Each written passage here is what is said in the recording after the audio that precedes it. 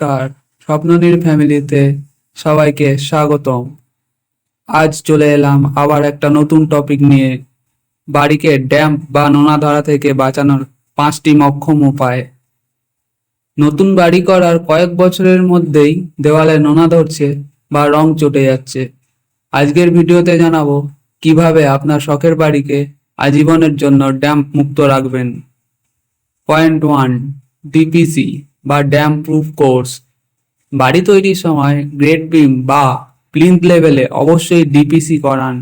এটি মাটির নিচের জলকে ক্যাপিলারি অ্যাকশনের মাধ্যমে উপরে উঠতে বাধা দেয়, যা সামান্য খরচে এটি আপনার দেওয়ালকে সুরক্ষিত রাখবে।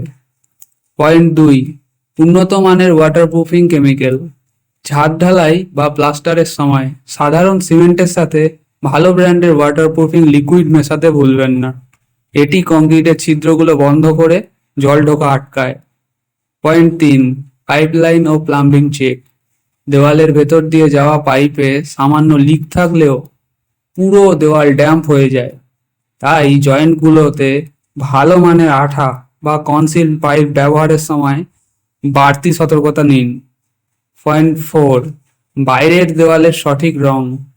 বাড়ির বাইরের দেওয়ালে শুধু চুনকাম না করে ভালো মানের ওয়েদার কোট বা এক্সটেরিয়ার ইমালশন ব্যবহার করুন।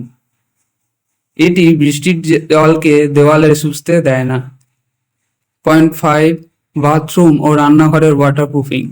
সব থেকে বেশি জল যেখানে ব্যবহার হয়, অর্থাৎ বাথরুম ও কিচেন, সেখানে টাইলস বসানোর আগে ফ্লোর আর দেওয়ালে অন্তত 3 ফুট পর্যন্ত ওয়াটারপ্রুফ কোটিং করে নিন। মনে রাখবেন, ড্যাম্প হওয়ার পর সারানোর চেয়ে আগে থেকে সাবধান হওয়া অনেক বেশি সাশ্রয়ী। আপনার বাড়ির সুরক্ষায় আজই পরামর্শ নিন স্বপ্ননীর কনস্ট্রাকশনের থেকে। ভিডিওটি দরকারি মনে হলে সেভ করে রাখুন।